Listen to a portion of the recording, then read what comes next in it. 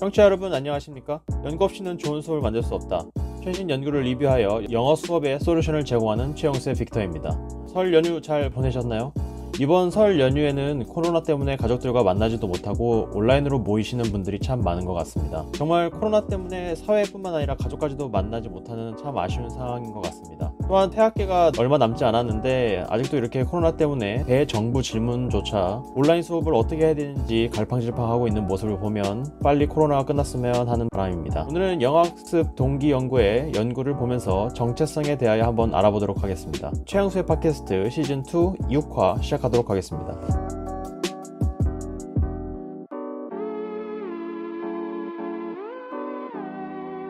오늘도 덩컨과 에마 나와 있습니다. 인사 한번 해주시죠. 네, 안녕하세요. 덩컨입니다. 반갑습니다. 안녕하세요, 엠마입니다. 네, 일주일 동안 어떻게 잘 지내셨습니까?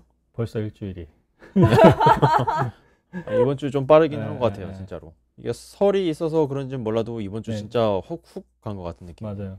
그리고 왜 우리가 설 연휴는 보통 이제 한 일주일 조금 안 되게 보내니까 네네. 미리 장도 보고 뭐 제사 지내는 분들은 제사 막 준비도 하고 그랬었는데 요즘 대부분 다 설 연휴 집에서 보내고 뭐 어디 뭐 여가 활동을 따로 뭐 여행으로 대체하시는 분도 없어서 제가 봤을 때는 뭐 코로나 때문에 설 연휴 전이나 설 연휴 중이나 큰 차이가 없지 않나. 네네. 저는 개인적으로 그렇게 생각합니다. 또 덩컨쌤은 미국에 계셔가지고 또 설에 이렇게 그러네요. 큰 영향이 없는. 달력이 다르니까 사실 설 연휴 직전에서야 거의 설이 느낌이 좀 났고 그 좀 작년 재작년에는 그러지 못했는데 올해는 좀 안 그래도 좀 친구들이나 아니면은 가족들이랑 좀 더 이제 인터넷으로 이제 뭐 화상 통화든 음성 통화든 좀 좀 늘리고 있어요. 네. 그래서 그냥 코로나 초반엔 좀 약간 살아남으려고 아둥바둥 하다 보니까는 주변 사람들이랑 연결이 좀 안 됐었는데 요즘은 좀 자주 연결도 하고 연락 좀 하려고 그렇게 보내고 있어요. 그렇게 몇 번 하다 보니까는 한 주가 갔네요. 에마쌤은 어떻게 지내셨어요? 저 어제 오랜만에 친구랑 외식을 하고 카페에 갔는데 계속 9시까지 네네. 영업 제한이 있었잖아요. 맞아요. 네네. 근데 이제 비수도권에 10시까지 풀려가지고 되게 오랜만에 9시가 넘었는데 제가 밖에서 티를 마시고 있었어요. 근데 이게 너무 비현실적인 거예요. 친구랑 계속 시계를 보면서 이 시간에 밖에 있는 거 맞나? 우리 지금 현실에 살고 있는 건가? 하는 생각을 했습니다. 이게 서울만 참 이래가지고 이게 진짜 서울에 살기 싫어지는 느낌이에요. 네, 그래서 딱 10시 넘어가지고 차를 타고 이렇게 돌아오는데 이 시간에 밖에 있은 지가 너무 오랜만이어가지고 심야 네. 시간까지. 네. 되게 엄청 옛날에 느꼈던 감정을 다시 느꼈어요. 이게 밤에 돌아다니는 기분이었지. 사회적 거리두기 때문에 좀 매장 크기가 큰 곳 위주로 다니나요? 제가 왜냐면 여긴 좀 그게 거의 금지돼 있어가지고 이제 실내에서 먹는 게 안 되다 보니까 감이 안 잡히네. 그쵸. 왜냐면 뭐 한 10명 앉을 수 있는 자리가 있는 커피숍을 저 같으면 안 갈 것 같은 게 되게 좁잖아요. 뛰어 앉아도. 그럴 수 있죠. 그쵸. 예, 예. 근데 한국 어떻게 좀 그런 거를 10시까지 늘어난 걸 어디서 즐겨야 되죠? 근데 사람 자체가 일단 많지 않고 그냥 프랜차이즈 매장 큰데 가도 테이블이 되게 많이 치워놔서 거리를 되게 잘 유지하면서 앉아있을 수가 있어요. 그리고 식당 같은 것도 사람 없는 곳 골라다니고 시간대 약간 사람 있을 법한데 피해서 다니고 밖에서 먹을 수 있긴 해도 신경 쓰이죠. 그렇구나. 저는 외식을 한 지가 지금 굉장히 오래돼가지고 저도. 밖에서 뭘 먹지 않고 뭐 시켜 먹거나 아니면 해 먹거나 하기 때문에. 그러니까 지금 배달업이 그러니까 일종의 약간의 역현상인데 이제 배달이 이제 코로나 가운데 좀 더 중요하고 넓고 선택의 폭도 많아지고 그런 거잖아요. 그렇죠? 네네. 이번에 무슨 학원 뭐 갑질 뭐 학원 원장 갑질인지 도우미 갑질인지인데 그것도 결국은 메가 커피에서 커피 시켜 먹다가 나온 사건인데 네네. 예전에 저 커피를 시켜 먹는다 그러면 조금 되게 낯설었는데 지금은 커피 한 잔쯤 뭐 몇천 원 더 주고라도 시켜 먹으니까 이게 제가 배달을 원래 안 하다가 이 배달 문화가 갑자기 시작이 되니까 그 배달비를 내는 것 자체가 너무 돈이 아까운 거예요. 옛날에는 그냥 전화를 해서 배달을 하면 배달이 됐는데 요즘에는 무조건 배달비가 붙으니까 맞아요. 이게 뭔가 그러니까 웃돈 주고 더 사는 거 느낌이라서 오히려 더 저는 개인적으로는 배달이 더 꺼려지는 약간 그런 것 같아요. 원래도 배달을 안 해 먹지만. 약간 배달이 약간 서비스 개념이었잖아요. 그러니까 네, 매장에서 그렇죠. 먹든 배달해서 먹든 가격 차이가 대부분은 없었는데 이제는 배달을 하려면 뭐 2,000원, 3,000원씩 무조건 더 줘야 되니까 네네. 좀 적응이 필요한 것 같아요. 사실은 그게 이제 아주 엄밀하게 말하면 그게 정당한 어떤 대가를 지불하는 어떤 건강한 어떤 변화인데 약간 우리가 좀 네, 뭔가 그렇죠. 주지 말아야 될 돈을 주지 않아야 될 곳에 주고 있는 그런 느낌이 또 들기도 하고 또 실제로 뭐 수수료 개념으로 배달원들보단 다른 사람들이 뭐 이제 가져가는 비율도 높다 보니까 우리가 그런 좀 반발심을 좀 어느 정도 가지고 있을 수밖에 없는 것 같아요. 음식값 비싸지는 것도 그렇고 요새 뭐 치킨 2만 원 시대도 넘은 지 꽤 됐고 그러니까. 그러니까요. 이게 물가가 점점 이게 오르니까 더 부담이 되는 것 같아요. 맞아요. 인건비는 거의 그대로인데. 네, 그렇죠. 그러면 이제 시작해 볼까요? 네. 네, 오늘은 저번 주에 공지를 해드렸듯이 영어 학습의 이제 최신 경향인 이제 정체성에 대해서 한번 알아보도록 하겠습니다. 오늘은 덩컨 쌤이 한번 수고해 주시겠습니다. 한번 시작해 주시죠. 네, 이제 우리가 그 동기 연구의 어떤 역사적인 측면, 어떤 흐름에 대해서 두 회차에 걸쳐서 얘기를 하고 실제 실행 연구들을 3회차에 걸쳐서 지금 보고 있는 거죠. 네네. 흐름이 이렇고 흐름 안에 있는 어떤 연구들을 3번 정도 보고 있는데 이게 이제 3번째 연구고 흐름에 대해서 리뷰를 했을 때 이제 특히 서구 편에서 리뷰를 했을 때 2000년대 이후, 그러니까 가장 최근에 가까운 근한 10에서 20년 정도의 시간을 리뷰했을 때 어떤 사회학이나 교육학에서의 구인들이 아니라 그 개인의 정체성이라든지 아니면 사회 전반적인 어떤 가치에 관련된 그런 관점을 보는 것이 이제 동기 연구에 반영이 되고 있다라는 얘기를 한 적이 있었어요. 근데 네네. 그게 이제 서구에서 영어 학습 동기 연구의 어떤 흐름의 한 포인트였는데 여러 가지 다양한 포인트들이 이제 2000년대 이후에 지금 이제 반영이 되고 있지만, 그게 이제 대세 중에 하나였다. 그래서 버니 노턴의 어떤 그 인베스트먼트 개념이 동기보다 더 적합한 설명이다.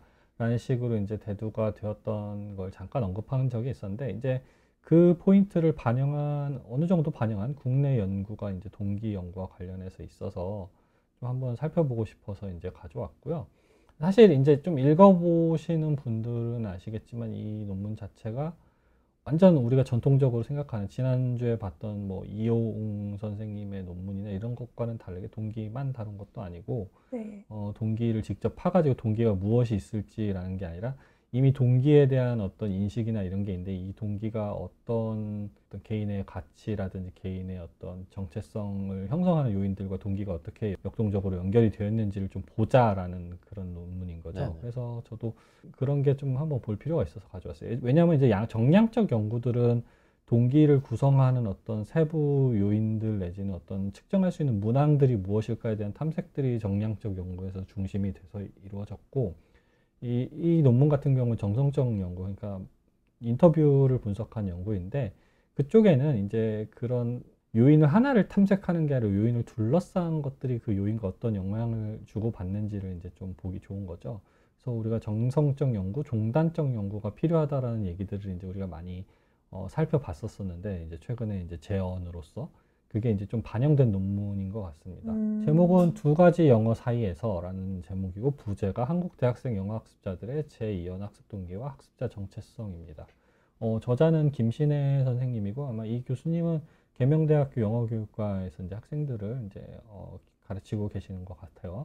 몇 편의 논문들을 동기 논문들 좀 쓰셔왔었었는데 주로 이제 학생들의 학습 일화에 관련된 논문들에서 학습 동기의 어떤 발달, 변화를 보시는 걸 최근에 좀 하신 분으로 알고 있어요. 원래 연구를 되게 많이 하시는 분이어서 다른 논문에서 본 적이 있는데 동기 논문으로도 좀 몇 편이 있으시고요.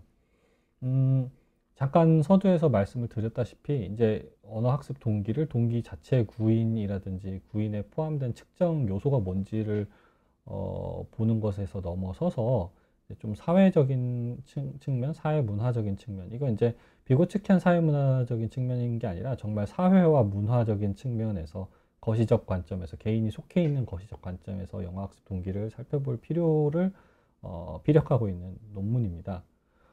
이 연구 논문의 어떤 시작 동기 같은 경우에는 이제 아무래도 2000년대 이후에는 이제 특히 90년대 말부터 2000년대 이후에는 영어를 공부한다는 것이 영어의 능력을 갖추는 것이고 영어 능력 갖추는 것이 어떤 의미를 가지고 있는지 누구나 잘 알고 있다라는 것이고 그리고 그것이 어떤 가치를 가지고 있는지 그러니까 영어 자체의 어떤 능력이 아니라 영어 능력을 가지고 있는 것에 대한 가치에 대한 어떤 그런 필요성에 대한 고찰이 좀 반영이 된 거예요. 그래서 뭐 국제화 사회에서 당연히 영어를 잘하는 것은 우리가 이제 말할 수 있지 알 수 있는데 그게 개인이 증명을 하려면 시험에서 좋은 성적을 받아야 되는 것도 동시에 존재한다라는 거죠. 그쵸. 저 외국인이랑 대화를 잘하고 자신 있게 얘기하는 것 당연히 중요한데 네. 그런 능력이 정량적으로 우리가 개인이 갖춘 일종의 스펙화 시켜가지고 보여줘야 되는 것이 수험자 영어로서의 어떤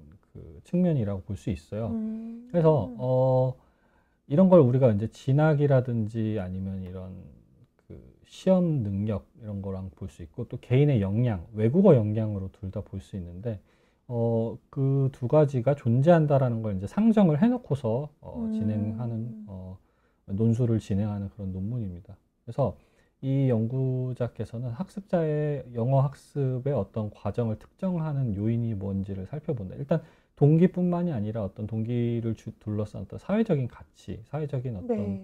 압력 이런 것들도 살펴보고 그래서 그런 것들의 영향을 받아서 학습자들이 형성하는 정체성을 보고 이 정체성에 엮여 있는 것 중에 중요한 것 중 하나가 영어학습 동기이다 이런 관계를 보겠다라는 거죠. 그래서 이 연구자는 이런 연구를 하기 위해서 아까 말씀드렸다시피 언어 자체가 하나 딱 분리돼 있고 고정돼 있고 딱 그 레벨이 정해져 있는 것으로 보는 게 아니라 네. 이제 사회적으로 구성되는 어떤 과정, 언어를 배우는 것 자체가 지속적인 과정이고 영향을 주고받는 과정이다라는 것을 상정해 놓고 네. 이제 논술을 하고 있어요.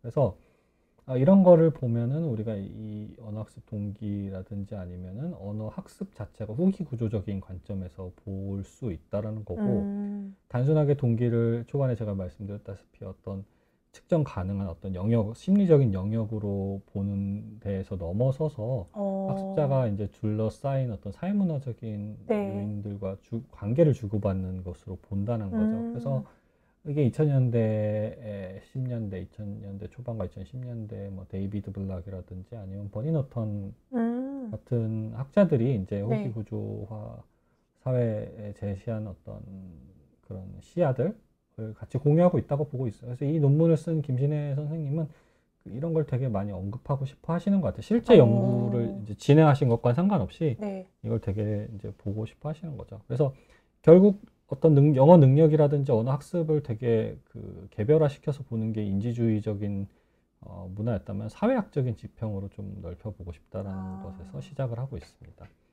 이제 이 본 연구 자체의 연구 문제는 이렇게 돼요. 이 학습 대상자, 그러니까 측정 대상자 내지 연구 대상자가 이분이 계신 그 학교 내지 이분이 측정하신 학생들의 프로그램 자체가 이제 토익 캠프인 거예요. 30짜리. 그래서 이걸 통해서 이제 영어에 대한 학습자들이 겪는 두 가지 관점을 보고 싶었던 거죠. 네. 그래서 첫 번째 문제가 집중 영어 프로그램에 참여한 이제 우리가 소위 말하는 인텐시브 잉글리시로 이제 많이 표현이 되는 그쵸, 거죠, 이게. 네. 짧은 시간 안에 영어를 뭐 아침 9시부터 오후 6시까지 풀로 수업을 들은 다음에 그쵸, 하루 종일. 그죠. 수업하고 숙제하고서 이제 다음 날에 나오고 이런 걸 네. 하는 거죠. 짧은 시간 동안.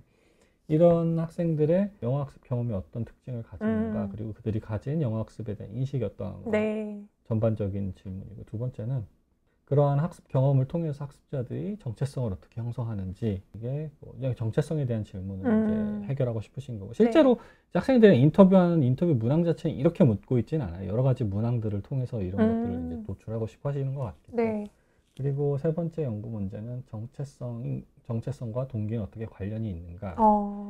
이게 이제 질적 연구, 소위 말하는 정성적 연구이기 때문에 세 가지가 딱딱딱 대답을 하는 형식으로 본인이 섹션을 나누시면서 서술하시는 경향이 있긴 한데, 네네. 뭐 질적 연구를 조금이라도 읽어보시거나 이제 시행하신 분들은 알겠지만, 사실은 이 연구 문제들을 다 대답을 하되 1번 따로 대답하고 2번 따로 대답하는 게 아니라 세 가지가 대부분 엮여 있는 식으로 이제 서술이 될 수밖에 없는 것 같아요. 분리해서 볼 수 있는 연구 문제들이 아니다 보니까. 네. 네, 그러고 있습니다. 이분은 이제 그 COP 개념, 커뮤니티 오브 프랙티스를 좀 보려고 하는 것 같아요. 이 학생들이 언어를 학습하고 네. 언어를 학습한 것을 사용하고 있는 어떤 커뮤니티, 그 어떤 공동체, 언어 사용에 대한 공동체, 자기가 갖춘 능력을 발휘할 수 있는 공동체, 이런 것들을 또 이제 이론적인 기반으로 보고 있어요. 왜냐면은 그러한 공동체 안에서 이제 영어를 사용하고 공동체에 들기 위해서 영어 능력을 키운다라는 것을 자신의 정체성의 일부분으로 본다라는 것 자체가 이 COP의 개념 자체를 적용할 수 있다는 걸 또 이제 김신혜 선생님이 좀 참고하고 있어요. 네. 문헌적으로 봤을 때 이런 것들을 봤지만 한국 상황을 좀 보셨을 때는 아무래도 왜 이런 연구를 했냐면은 아무래도 좀 이제 ESL이라든지, 그러니까 우리나라는 전반적으로 EFL 환경인데 ESL 그쵸. 환경에 관련된 논문 연구들이라든지 아니면은 뭐 영어권 국가에 가 있는 타국적자들 혹은 한국어를 배우고 있는 타국적자들 뭐 이런 식으로 이제 그러니까 이민자? 그렇죠. 그런 네. 연구들이 이제 다수다 보니까 정체성 연구들은 뭔가 국적이 다른 사람들의 분투 네. 이런 느낌이 좀 강한 거죠. 네. 실제로 뭐 초반에 발현되는 건 그런 거죠. 이민자들과 심지어 뭐 소외계층인 여성이라든지 네. 노동자 계층의 언어 학습의 어려움 이런 것들은 정말 우리가 정체성 연구의 어떤 혹은 인류학적 연구의 토대가 될 수 있는 좋은 사이트들이었는데 그쵸? 지금 이제 우리가 속해 있는 영어를 배우는 사회 자체가 되게 다원화돼 있고 다양하잖아요. 그렇죠? 우리나라만 네. 하더라도 영어 사용자가 되게 많고 영어 학습 양상도 많고 그다음에 영어만 수업하는 종류라든지 영어만 배우고 영어만 사용할 수 있는 그런 경우의 수도 되게 많은데 그런 거를 정체성 연구를 한 연구들이 적다 보니까 이 연구에서 김신혜 선생님이 그런 연구의 필요성으로서 자신도 이제 영어학습 정체성 연구를 우리가 쉽게 경험할 수 있는 대학 내 여름 캠프 같은 네. 데서 한번 실행해서 보겠다라고 한 거죠. 방법론적으로 한번 리뷰를 해보자면은 이제 이 대학에서 28명을 추출을 해가지고 뭐 학년도 다 섞여 있고 전공도 다 섞여 있어요. 그래서 이들을 인터뷰를 한 정성적 연구인데 캠프 자체 인텐시브 잉글리시 자체는 3주이고 인터뷰는 그 캠프가 끝나고 나서 2주 안에 이제 28명 했다고 하는데 뭐 몇 회씩 했는지는 제가 잘 캐치하지 못했는데 아마 2주 동안 28명 한 번씩 인터뷰 하시기도 빡빡하지 않으셨을까 네. 와, 이것도 벅차요. 라는 생각인 것 같아요. 그래서 제가 보니까 한 번의 인터뷰를 할 때 50에서 90분이 들었다고 하는 거 보니까 아마 네. 28명을 한 번씩 하시기도 힘들지 않았을까라는 생각이 들어요. 왜냐면 뭐 캠프 중에는 애들 불러다가 인터뷰 시키기가 아마 본인도 미안하시지 않았을까라는 생각이 들어서 그쵸. 아마 네. 한 번 하되 길고 시켜서 하려고 했던 것 같아요. 그리고 이제 이렇게 인터뷰를 할 때 인터뷰 질문들은 영어 학습에 대한 경험들을 묻는 거예요. 재미있었니? 힘들게 한 게 뭐였니? 영어를 왜 공부하는 것 같니? 영어를 공부하고 나서 뭐가 하고 싶어? 이런 질문들을 네네. 하면은 어쨌든 뭐 세마이 스트럭처지만 되게 여러 가지 이야기가 나올 수 있잖아요. 그렇죠? 네. 그래서 이런 거를 물어봤고 그다음에 코딩을 이제 하고 분석을 하는데 근거 이론의 방법을 사용하고 있어요. 그래서 오픈 코딩을 하고 그다음에 선별 코딩을 하고 주 코딩을 하고 이런 방식을 이제 통해서 학생들의 응답을 좀 이론화시키고 구조화시킨다는 표현 좀 부적절할 수 있지만 좀 이렇게 이론화시키려고 하시는 그런 시도를 했습니다. 주로 이제 되게 잘 이렇게 드러난 코딩 내용들은 어떤 영어 학습에 대한 의지라든지 아니면 영어 학습을 열심히 하려고 하는데 실력 자체 향상이 잘 안 되는 것에 대한 어려움에 대한 이야기. 영어를 이제 구어로 발화해내는 것에 대한 어려움. 그리고 영어를 이제 시험에 초점을 맞춰서 영어를 학습해야 된다는 그런 측면들을 이제 주요 코딩 내용으로 이제 리뷰를 했어요. 그래서 이제 그런 코딩들을 통해서 정리를 해보시니까 이제 결과가 이런 결과들이 있죠.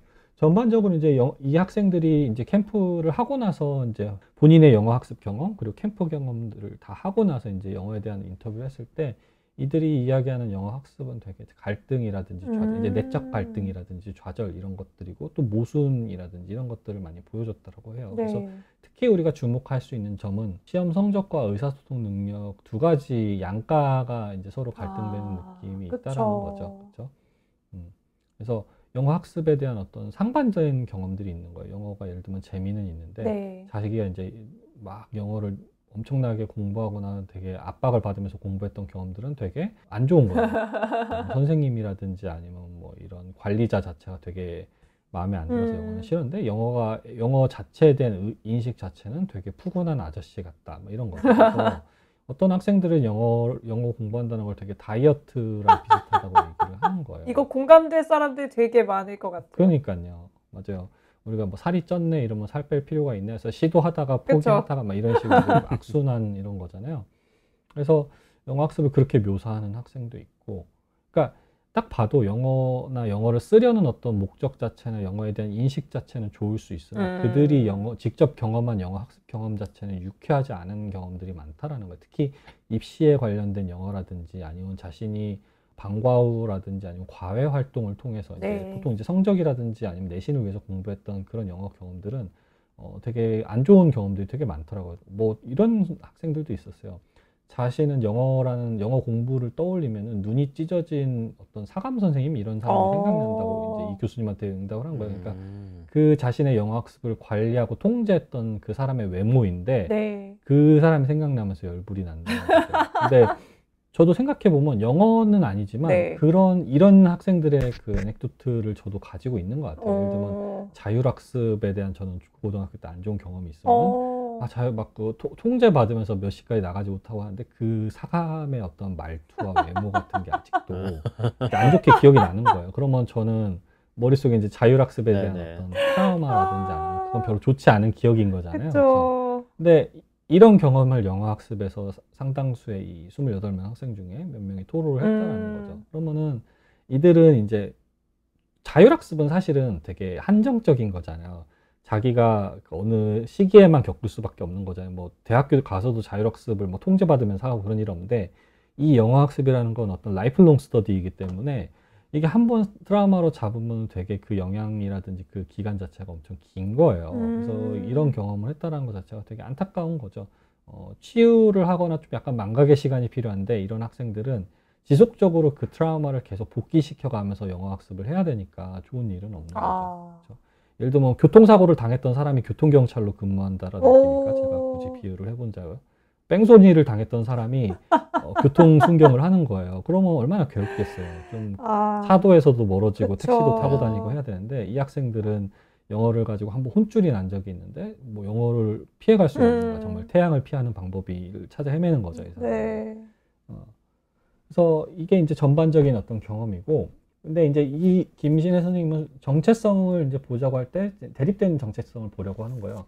수험자 정체성과 그 다음에 글로벌 의사소통 능력을 가진 구사자 정체성, 이 두 가지를 볼 수 있다라고 하는 거죠. 애초에 그렇죠. 왜냐하면 토익 캠프 자체는 수험을 위한 캠프인데 이들의 영어 실력이라든지 영어 학습에 대한 어떤 동기 자체는 어쨌든 영어 능력 향상이라는 거니까 나는 시험을 잘 맞추는 사람이 될 거야 라고 들어온 학생들로도 볼 수 있지만 시험 공부를 통해서 영어 실력이 올라가고 영어를 쓸 수 있는 사람이 될 거야 라는 그런 목적을 갖고 온 사람들로도 볼 수 있기 때문에 학생들을 이 정체성들이 있다라고 본 거예요. 그래서 수험자 정체성으로 봤을 때는 이게 시험을 통해서 자기를 점검하고 자기를 평가할 수 있다라는 게 동기의 어떤 유지가 되기도 하고 촉발이 되기도 하지만 반대로 그 성적을 누구나 이룰 수 있는 것이 아니고 누구나 자기가 목표한 만큼을 성취할 수 있는 게 아니기 때문에 자신을 뭐라고 할까요?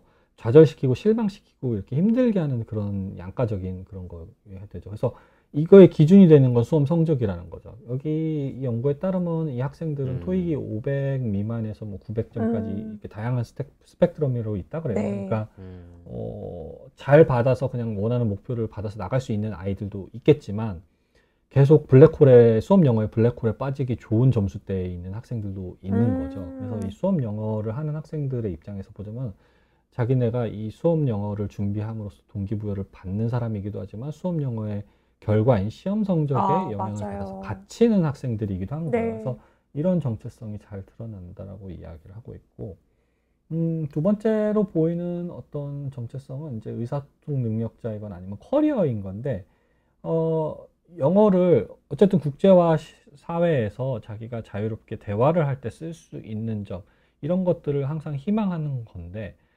그렇지 못하는 것을 좀 뭐라고 할까 부끄러워하거나 되게 이제 갈망하는 거죠. 하고 싶어, 반대로 이제 극복하고 싶어 하는 네. 그런 갈망이 있는 거죠. 그리고 누가 말해주지 않아도 이 학생들은 영어를 말 잘해가지고 영어의 어떤 커리어를 이어가는 게 중요하다라는 걸 누가 강요하지 않아도 자기들이 다 압박을 받아서 다 알고 있다라는 거예요. 누가 너는 영어를 잘 쓰는 사람이 되어야 되니까 영어를 하루에 3시간씩 공부해라고 명시적으로 얘기해줬다라는 경험을 얘기 안 해도 네. 요즘 같은 시절에 영어를 못하면 어떻게 살아남아요? 이런 식으로 이제 다 패시브하게는 알고 있는 네. 거죠. 그렇죠. 그런 어떤 점으로 나타난다. 그래서 김신혜 선생님은 이 학생들의 어떤 이런 정체성이 언어학습 동기가 되게 많이 맞물려 있다라는 거예요. 이런 걸 형성하는 데 있어서 동기가 상승되기도 하고 꺾이기도 하는데 따로 떼놓을 수가 없다라는 거죠. 자기가 수험생활 하는 것 자체가 동기를 깎는다고 볼 수도 없는 거고 수험생 자체가 동기를 무작정 올려주는 것도 아니고 분명히 수험생활 자체가 그러니까 영어 점수에 대한 수험생활 자체가 영어 학습 동기를 전반적으로 좋게 긍정적으로 영향을 줄 수도 있고 나쁘게 영향을 줄 수 있는 그런 점이다라는 걸 이제 얘기하는 거고 지금 되게 단편적으로 얘기를 했는데 결국 이런 게 되게 온고잉 프로세스라는 거죠. 그쵸. 다 이렇게 계속 겪고 변화하고 플럭추에이션도 있고 그래서 뭐 그렇게 결론을 내고 있어요. 이 학생들이 이렇게 우리가 그냥 코스를 제공하고서 애들이 수업만 듣는 것 같은데 되게 많은 그 요동이 치면서 공부를 하고 있고 그럼요. 결국은 학생들한테 제공하는 어떤 교육과정과 커리큘럼도 이 학생들이 언어학습 영어를 이제 배우고 또 어떤 능력으로 이렇게 습득하려고 하는 것 자체가 이런 심리적인 되게 복잡한 과정을 겪으면서 배운다라는 거 우리가 프로그램을 제공하는 사람 입장으로서 고려해야 된다라는 어떤 이런 얘기를 하면서 이제 마무리를 하고 있어요. 그래서 좀 우리가 언어학습 동기의 형성 과정이라든지 형성에 영향을 주는 요인들을 이렇게 좀 돋보기 보듯이 보는 실행을 해본 연구로서 이 연구를 좀 살펴볼 필요가 있는 것 같고요. 그래서 제가 한번 우리 셋이서 해볼 이야기는 뭐 대단한 건 아닌데 좀 큰 범주 얘기일 수 있는데 이 어떤 영어의 상징적 가치 꼭 굳이 뭐 보르디유의 어떤 어떤 캐피탈에 관련된 그런 개념이 아니라도 우리가 영어를 단순하게 알파벳을 쓰고 활용하는 능력 이런 수준이 아니라 영어가 가진 어떤 정치 사회적인 상징적인 그런 가치가 있잖아요. 그런 것들이 언어 학습, 영어 학습에 주는 어떤 영향들 그게 사회적인 큰 거시적인 개념이든 아니면 우리가 직접 교실에 갔을 때 학생들이 겪고 있는 그런 미시적인 관점이든 혹은 가족 안에서 겪고 있는 미시적인 관점이든 한번 얘기를 해보는 것도 좋지 않을까라는 생각을 해봤습니다. 질문이 어려우면 제가 한번 또 다시 설명을 할 수 있으니까 같이 얘기를 조금만 나눠보면 좋을 것 같아요. 이 상징적 가치라는 거를 한번 정의를 내려주시면 안 될까요? 그러니까 그런 거죠. 우리 간단한 예를 들어보면은 예전에 그런 게 있었어요. 이 구한말 시대에 구한말이요? 네, 구한말이요. 100년 전. 갑자기 너무 확 옛날로 가가지고 내가 제대로 들었나 여쭤봤어요. 맞아요. 근데 이제 뭐 지금 얘기를 해도 되는데 그때 그런 게 있었어요. 그러니까 신분 사회가 철폐되지 않았던 때이니까 1800년대 말에서 1900년대 초에 이제 뭐 유경공원이라든지 이런 데서 영어 학습도 이제 가르치고 했는데 맞아요. 그때 신분제가 있었는데 영어를 사용해서 번역 업무인지 통역 업무인지를 하는 이제 공무원이죠. 지금 말로 치면은 그거를 이제 영어 시험을 쳐가지고 그 일을 하게 되면은 신분에 상관없이 양반들이 누리는 지위 내지는 아니면 전문성을 확보할 수가 있었어요. 배운다는 것 자체가. 지금은 그 정도까지는 아닌데 그것만 봤을 때는 그 외국어잖아요. 중국 사신의 말을 배우는 것과 그 당시 구한말의 이제 영어 능력을 배우는 것은 같은 외국어인데 그 상징 가치가 완전 다른 거예요. 교환 가치가 다른 거죠. 준비 시간이 얼마 됐든 둘 중에 하나의 능력을 받았을 때 단순하게 한자 중국어 할 수 있었던 능력이랑 또 영어를 할 수 있는 능력이랑 서로 가치도 달랐고 중국어 내지는 중국 사신을 관련하는 일은 분명히 신분의 제한이라든지 이런 게 있어서 분명히 천민이라든지 이런 사람들은 그 당시에 중국어나 한자 문화권의 어떤 언어를 배워가지고 자신의 어떤 신분을 상승하거나 이런 가능성이 제한이 여전히 있었던 반면 그 당시에 영어를 배운다라는 거는 가지고 있던 신분적 제한을 훨씬 뛰어넘을 수 있는 어떤 가치를 가지는 거예요. 그게 이제 일종의 어떤 상징 잠본의 어떤 그런 교환 가치의 차이를 보여준다라고 할 수 있는 거죠. 뭐 현대 시대에서 얘기를 해보자면 지금에서는 사실은 영어를 잘한다라고 하는 것 자체가 대부분 상향 평준화돼서 할 수 있냐 없냐의 얘기보다 어떤 게 있냐면은 방학 때 학생들을 연수시킬 수 있는 가정과 그리고 연수시킬 수 없는 가정에서 언어 학습에 대한 상징 자본이 다르게 이제 가지고 있는 거고 또 더 다른 것은 외국 영미권에 진출할 수 있는 어떤 시민권이라든지 아니면 출생한 어떤 비자를 가진 상태에서 학생을 한국에서 키우는 것과 그렇지 않은 학생을 키우는 것은 같이 둘 다 영어로 공부를 열심히 하고 열심히 잘하더라도 네. 둘이 가진 상징 자본 자체가 완전히 다른 거잖아요. 그렇죠. 전자의 학생은 언제든 유학 가서 그 학교에 뭐 대학원이나 대학교를 편하게 갈 수 네. 있는데 후자의 학생은 아무리 영어를 평소에 잘하고 뭐 스탠다이드 테스트가 높다, 예를 들면 토플 점수가 높다고 네. 할지라도 제한이 되게 큰 거죠. 뭐 비용적 제한. 예를 들면 전자의 학생은 내국인 비용으로 뭐 한 학기 2천만 원도 아니 500만 원만 낼 수 있는데 후자의 학생은 한 학기에 3천만 원의 비용으로 유학을 가야 된다면 전자의 학생들만 갈 수 있는 게 되는 거잖아요. 그럼 이건 언어 학습에 대한 어떤 상징 자본이나 교환 가치를 서로 다르게 갖고 있다고 볼 수 있는 거예요. 근데 이건 이제 되게 원론적인 얘기인 거고 이 학생들, 그러니까 다시 김신혜 선생님의 연구로 돌아가서 이들은 언어를 잘하는 것, 영어 점수가 몇 점 있는 것, 고점수를 갖고 있는 것과 저점수를 갖고 있는 것, 그러니까 높은 점수를 갖고 있는 것과 낮은 점수를 갖고 있는 것의 차이, 그런 것들을 이제 좀 얘기를 하는 것 같아요. 그래서 뭐 이런 상징적 가치, 토익 점수가 900 이상을 가지고 있냐, 가지고 있지 않냐 이런 가치, 뭐 예를 들면은 뭐 영어로 회화를 할 수 있는 정도의 능력이 있는 대학생이냐, 그렇지 못한 대학생이냐의 그런 가치, 뭐 이런 것들로도 얘기를 해볼 수 있는 것 같고. 또 그런 거를 갖추도록 요구받는 어떤 압박 이런 거에 대해서도 우리가 좀 생각해 볼 수도 있는 것 같고. 이게 사회적인 거는 지금 그게 덩커쌤 얘기를 들어보고 이렇게 생각을 해보니까 조금 나라의 힘이 약하구나. 네? 한국어를 세계 공용어로.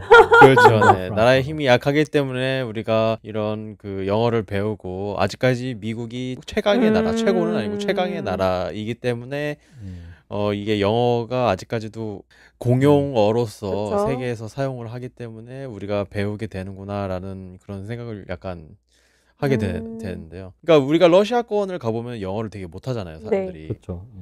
대부분. 그거는 이제 러시아가 강했고 그다음에 그때 냉전 시대 때 완전히 미국과 반대를 그렇죠. 척을 지면서 영어를 배우지 않고 약간 배척하는 맞아요. 그런 경향성이 있었기 때문에 지금까지도 영어를 잘 못하는. 그때 저희 그 학교에 갔을 때 정말 커피를 달라고 했을 때 커피를 학회 어디로 가셨는데요? 그때 블라디보스톡으로 갔었죠. 아시안테프로 갔었구나. 네. 그런데 커피를 못 알아들어가지고 참 어려웠던 그런 기억이 있었는데. 레스토랑 같은 데 주문했을 때 말하는 거죠. 네네. 커피를 달라고 그러는데 커피를 몰라요, 영어로. 그러니까 러시아어 말로만 아는 거예요, 커피를. 그래가지고 참 어려웠었던 기억이 있었는데 어쨌든 그렇게 그 힘이 약해서 우리가 뭐 물론 이렇게 힘이 약하다라는 표현보다는 세계 공용어이기 때문에 우리가 좀 배워야 된다는 압박? 그러니까 대부분 이런 그 동기 연구를 보면은 꼭 그 의사소통, 그러니까 말하는 거에 대해서, 그러니까 밖에 그쵸. 나가서 내가 말을 할 때 굳이 뭐 미국 사람이 아니더라도 다른 외국 사람하고 얘기를 할 때 영어를 써야 되기 때문에 그 의사소통에 대한 어떤 필요에 의해서 영어를 한다. 그런 것들을 이렇게 구인으로 계속 보이는 걸 보면 아직도 이 공용어가 이 영어이기 때문에, 그리고 나라가 최강의 나라인 미국이기 때문에 우리가 영어를 배운다. 그게 이제 사회적 어떤 거시적인 관점에서의 어떤 상징적 가치가 있는 것이 아닌가, 약간 그런 생각이 들죠. 그리고 교실하고 학습자 이제 미시적으로 들어가면 사실 한국 학생들, 그러니까 학생이라고 얘기를 하면은, 그러니까 학습자는 성인 학습자도 있으니까 그냥 그거는 차치하고 학교에 있는 학생들을 얘기를 해보면 이 시험에 대한 압박이 제일 큰 것 같아요, 사실은. 그쵸. 그 시험이 가지는 그 상징적 가치가 굉장히 큰 것 같아요. 초등학교 때부터 고등학교 때까지, 뭐 초등학교 때서부터 중학교 때까지는 사실 그 수능하고 그렇게 큰 관련이 없는데도 불구하고 수능에 이제 매여 살고, 혹은 이제 고등학교를 특목고를 가기 위해서 굉장히 노력을 하는 그 모습을 보면은 그 시험에 대한 엄청난 압박이 있다는, 그리고 거기에 이제 상징 가치를 굉장히 두고 있다는 그런 것이 있고, 이제 대학생 레벨로 들어서면은 취업과 이제 관련된 그렇죠. 굉장히 큰 문제가 있죠. 사실 토익 점수 아니면 뭐 토플 점수가 취업으로 가는 그 약간 등용문 같은 건 아니잖아요. 아니었고 지금 옛날도 아니었고 지금도 아니고 앞으로도 아닐 건데 약간 토익은 900을 넘겨야 문과는 900을 넘기고 이과는 800을 넘겨야 된다는 이 뭐랄까 불문율? 통과 의례? 네, 불문율 같은 그런 거 봤을 때 굉장히 이 영어 시험 점수에 사람들이 목을 매면서 사실 우리가 항상 영어 교과에서 얘기를 하는 게 시험 점수가 네 영어 실력이 아니다. 네 영어 성적이 네 영어 실력이 아니다. 능력이 아니다라고 얘기를 하는데 그 목숨을 그 점수를 따는 데에만 그 이렇게 거는 거를 보면은 참 그 상징적 가치가 굉장히 그 시험과 어떤 취업 그 외부적인 동기 요인이죠. 어떻게 보면은 그쵸. 그런 거에서 나오고 있지는 않나라는 생각이 좀 들긴 해요. 저는 연구 보면서 아 진짜 약간 최신 연구구나라고 느낀 게 그 정체성 설명하는 것 중에 두 번째 보면 글로벌 사회의 의사소통 가능자라는 말이 나와요. 제가 어느 단어에 네네. 꽂혔는지 아마 아실 것 같아요. 이 글로벌이라는 단어가 네. 나왔다는 게 아 변했다. 예전에는 뭐 진짜 캐나다인에 동화되고 싶고 뭐 미국인에 동화되고 싶고 그런 특정한 영어 사용 계층을 놓고 내가 이 영어를 잘해가지고 이런 사람과 잘 지내야지 하는 게 있었다면 지금은 그냥 영어를 특정한 누군가와 사용하려고 배우는 게 그냥 절대 아니고 맞아요. 네네. 그냥 이 현대 사회에 살아가기 위해서 필요한 일종의 약간 교양으로 생각한다는 느낌이 네. 확실하게 들었어요. 맞아요. 그 에마 선생님이 말씀하신 게 되게 맞는 게 이제 글로벌 사회 의사소통을 가능한 사람이 되냐 안 되냐를 두고 이제 네. 개인을 학습자로 상정하고 이렇게 영어 공부를 하는 게 이제 요즘 우리가 지난번에 앱이라든지 아니면 영어 학원 얘기들 이런 거 했을 때 요즘 이제 학원들이 주창하는 어떤 그런 캐치프레이즈인 것 같아요. 네네. 그래서 영어를 사용할 수 있는 능력. 근데 재밌게도 안을 들여다보면 그게 아니라 수업 영어라든지 옛날 그 목표와 별로 변하지 않은 커리큘럼들을 갖고 있는 모순들을 가지고 있었잖아요. 그러니까 지금 네. 약간 아직까지도 언어 학습을 한다, 외국어 학습을 한다라는 게 결국은 보여주는 거를 다 이렇게 학원 내지는 어떤 시험을 통해서밖에 보여주지 못하고 또 그 검증하지 못하고 있는 것 같아요. 예를 들면 뭐 입시라든지 아니면 아까 빅터 선생님이 말했던 대로 바로 윗단계 상위급 학교로 가기 위해서 보여줘야 되는 수험 점수를 항상 시험을 통해서 증명을 해야 되고 그쵸. 그걸 증명했는데 그것만 하다 보니까 시험 자체가 이제 타당성, 밸리디티가 별로 좋지 않으니까 점수는 높은데 네가 영어를 전반적으로 잘 사용한다라는 걸 보장할 수 없기 때문에 영어를 사용하는 연습을 또 하기 위한 학원을 또 다녀야 된다. 그게 이제 성인 영어라든지 회화 학원에 해당하는 거겠죠. 근데 또 그마저도 그걸 자기가 점검하는 방법을 뭐 스피킹 시험을 통해서 점수를 가지고 있어야지만 그게 가는 거예요. 그래서 예를 들면 뭐 이직 시험이라든지 아니면 뭐 대기업 시험들은 더 이상 그 문어체라든지 어떤 듣기 점수가 아니라 뭐 오픽을 요구하는 것 자체도 이게 오픽이라는 것 자체가 어떤 의사소통 능력, 그 발화의 능력이라든지 이런 거를 참조하자고 하는 건데 결국은 그 시험이 만능이 되는 거잖아요, 결국은. 네. 그래서 참 그게 되게 모순인 것 같고 우리 이제 김신혜 선생님도 우리 같이 본 연구에서도 드러났듯이 이 학생들이 되게 이 양가적인 경험을 둘 다 하게 되는 어떤 전형적인 문제인 것 같아요. 영어에 대한 어떤 중요성 자체가 떨어지지가 않으니까 영어에 대한 이 두 가지 정체성을 다 강요받는 것 같아요. 우수한 수험자이자 우수한 국제적인 어떤 사회인, 영어 화자로서의 어떤 그 압력을 동시에 받는 것 같은데 되게 안타깝게도 전자보다는 후자가 실용성은 되게 높아지는데 후자니까 어떤 발화 가능자로서의 어떤 요구는 분명히 더 중요하고 실제로 실현했을 때 어떤 국제화 사회의 일원으로서 활동할 수 있는 가능성은 분명히 높은데 그거를 이렇게 우리가 소위 좋아하는 객관성 내지는 어떤 명백성을 보여줄 수 있는 방법이 많지가 않아서 자꾸 전자의 정체성과 계속 엮는 것 같아요. 너가 수험 점수 이만큼 보여주는 사람인 게 이렇게 선행 조건이 충족이 돼야지만 네가 후자에 대해서 말할 수 있는 거지. 너가 말만 잘한다는 우리가 뭘 보고 믿지? 약간 이런 느낌이 뭐 학교 다닐 때도 그렇고 뭐 졸업하고도 그렇고 계속 영향을 받는 것 같네요. 이게 되게 좀 약간 웃기다고 생각이 드는 게 한동안 뭐 영어 점수가 좀 높으면 뭐 취업을 쉽게 하고 이런 게 있었잖아요. 네. 네네네, 맞아요. 근데 사람들이 이제 영어가 필요한 포지션이 있어가지고 뭐 토익 몇 점인 이상인 사람 뽑았어요. 근데 영어를 잘 못해요. 실제로 뭐 말을 잘 못하고 영어로 뭐 이메일을 쓰지 못하고. 네네. 그래서 사람들이 머리로는 토익 성적이 이 정도 돼도 말하는 거랑 글 쓰는 거랑은 별개구나를 알고 있지만 이거를 포기를 못하는 거예요. 맞아요. 그래서 어쨌든 서류 스크리닝 단계에서 이 점수를 항상 요구를 한다는 거? 네. 그 상황이 되게 약간 재밌는 것 같아요. 맞아요. 보장을 못 해준다는 걸 알지만 꼭 기준에 넣죠. 몇 점 이상이 되어야 한다. 그러니까 아까 동 선생님이 얘기했듯이 그거를 이제 그 사람의 영어 실력을 대변해 줄 수 있는 수치가 사실은 그 시험 점수밖에는 없잖아요. 사실 내가 영어를 정말 잘한다고 그쵸. 하면은 뭐 예를 네. 들어서 뭐 내가 통역을 한 경험이 있다든지 경력이 있다든지 그렇지 않는 네. 이상에는 사실은 그런 수치를 보여줘야 뭔가 신빙성이 있어 보이잖아요. 그러니까 그 점수를 요구를 하는 거고 사람들이 또 그쵸. 그걸 점수를 없으면 약간 없으면 문제가 되고 있으면 있는 그쵸, 그냥 그쵸. 있는 느낌? 약간 그런 걸로 네. 이제 바뀌게 되긴 했는데 참 그래서 참 니트가 오히려 없어진 게 좀 아쉽지 않나.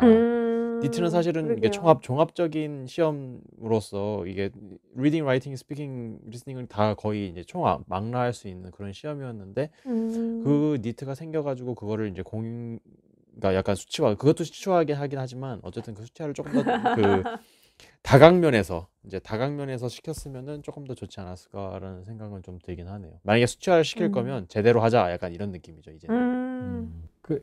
어쨌든 이 학생들도 결국은 그 수업 영어를 치기 위해서 3주씩이나 방학을 반납하고 이제 네. 진짜. 긴 여름 방학을 절반을 반납을 네. 하고서 이제 그 더운데 이렇게 벌집처럼 모여가지고 또 공부를 했을 거 아니에요, 그렇죠? 그렇죠. 네. 그거 자체가 보여주는 거죠. 우리나라의 어떤 영어 학습의 이 단면을 보여주는 것 같아요. 이 학생들은 분명히 그 영어 능력을 이렇게 습득을 해서 자기의 어떤 능력으로서 이제 갖고 싶어 하는데 첫 번째 관문이 이제 점수를 몇 점 이상 이제 내 성적표를 가지고 있지 않으면 그 능력 자체에 대한 어떤 네. 자신의 그것도 증명서가 없는 거잖아요, 그렇죠? 그래서 그쵸. 예, 이거 요즘 좀 덜한가요? 요즘 이런 학원이라기보다는 대학 내에서 토익 캠프 이런 게 좀 덜할지 모르겠는데 이분이 이제 이 논문을 2013년 뭐 15년 이런 때 쓰셨으니까 그 데이터 컬렉션이 이루어진 2010년대 네, 초반만 하더라도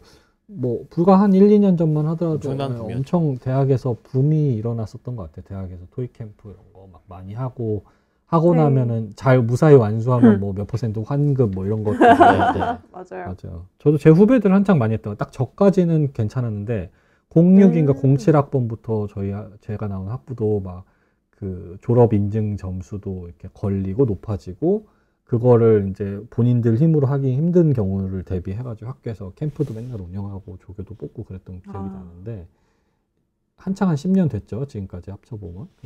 붐을 이뤘는데 요즘은 또 어떤지 모르겠네요. 저가 이 김신혜 선생님께서 이 논문을 쓰셨을 때 실제로 이런 캠프에서 강사로 일을 했었어요. 그래서 제가 이제 수업을 운영을 하던 입장에서 생각을 해보면 학생들이 얘기하는 게 영어 성적이 있으면 내가 취업을 할 수 있는 회사의 급이 달라진다. 맞아요. 특히 뭐 공대 학생인 경우에는 네네. 영어 성적이 없으면 뭐 중소기업에 가야 되는데 영어 성적이 있으면 일단 대기업에 원서를 쓸 수 있다. 맞아요. 라고 해서 굉장히 열심히 하는 모습을 많이 봤었어요.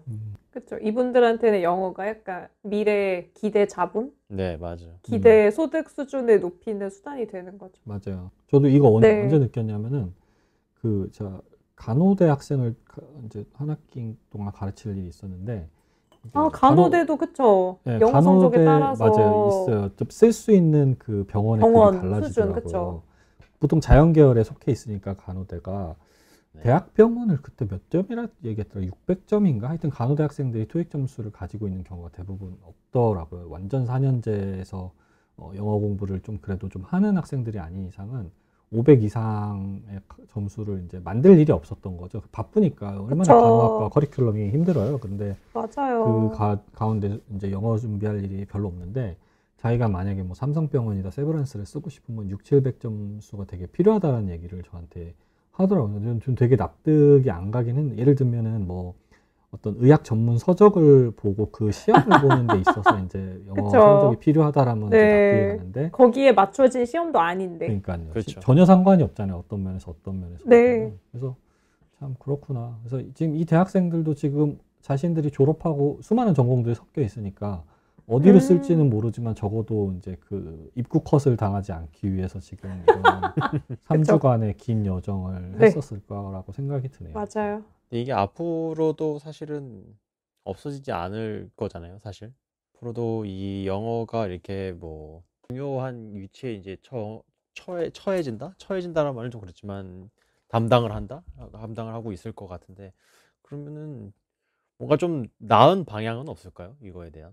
제일 좋은 거는 그러니까 언어 능력 자체를 언어 능력으로 이렇게 잘 일치를 시켜서 이제 예를 들면 채용하는 쪽에서 이제 측정을 하고 선발을 하는 네네. 거죠. 근데 결국 이렇게 시험 만능주의, 시험으로 대체해서 하고 저거 대신 내면은 뭘로 하고 이런 건 자체가 결국 편의주의, 뭐 경제성에 기반한 편의주의에 되게 우리가 영향을 받았던 것 같고요. 뭐 그렇잖아요. 그러니까 예를 들면 뭐 중학교 외고를 가가지고 외고에서 외국인 고등학교 선생님들한테 수학이라든지 아니면 물리를 잘 들으려면은 중학교 3학년 학생들의 영어 능력을 직접 인터뷰를 하든지 아니면 뭐 모의 강의를 해서 강의를 끝나고 나서 시험을 보게 한다든지 이런 선발이 이루어져야 되는데, 네네. 그동안의 외고 시험들은 다 탭스 점수로 일관을 했다든지 대처했죠. 뭐 토익 네.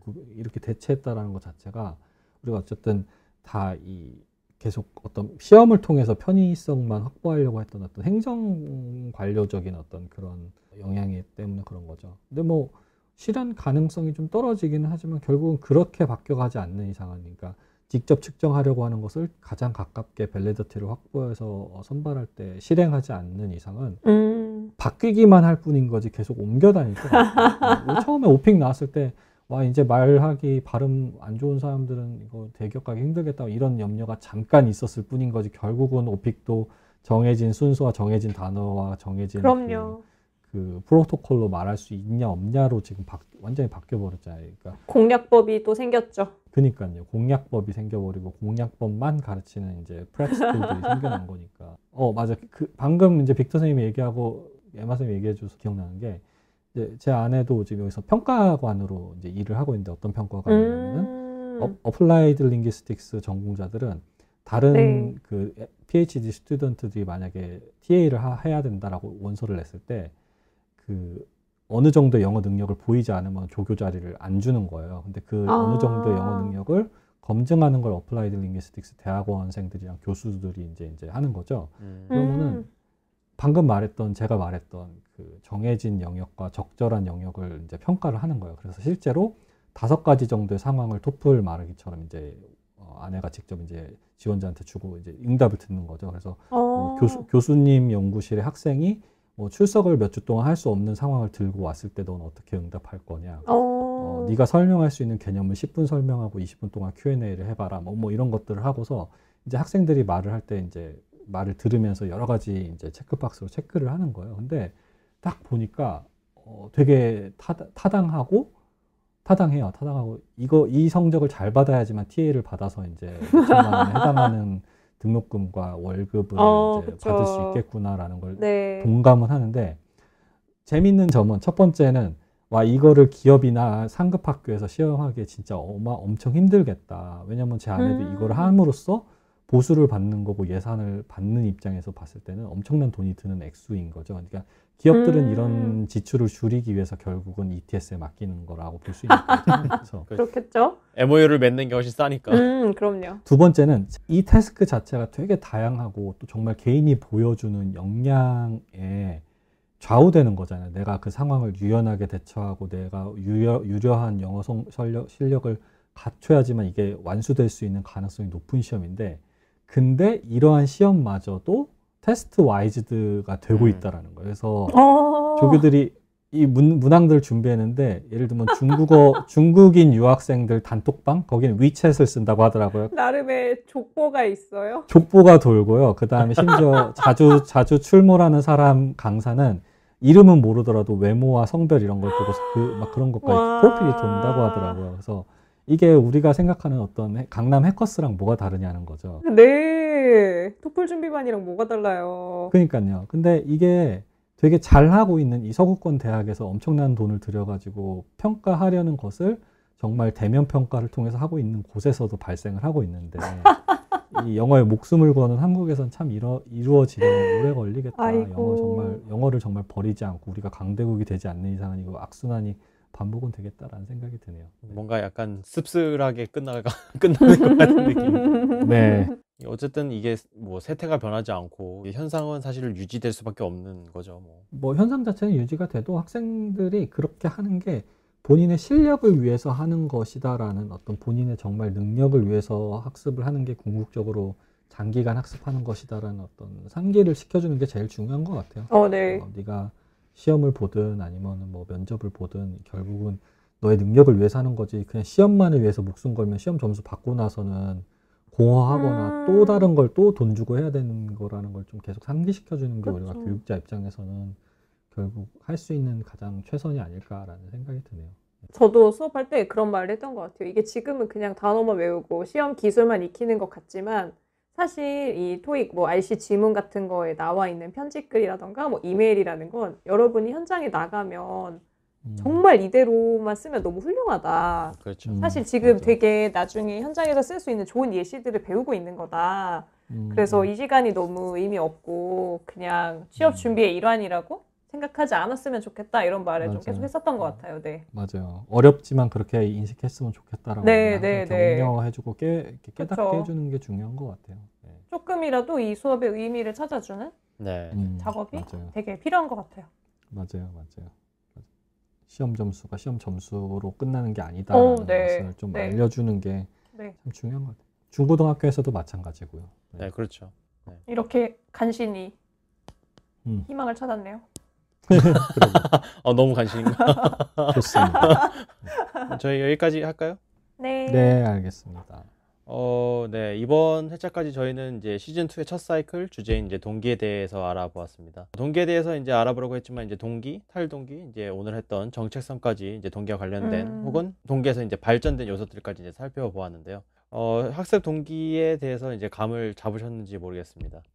여전히 이제 꾸준하게 연구가 되어 있고, 그다음에 교실에서 사용 혹은 적용할 수 있을 정도로 이제 요소들이 나올 수 있을 때까지 계속해서 관심을 가져야 될 동기였습니다.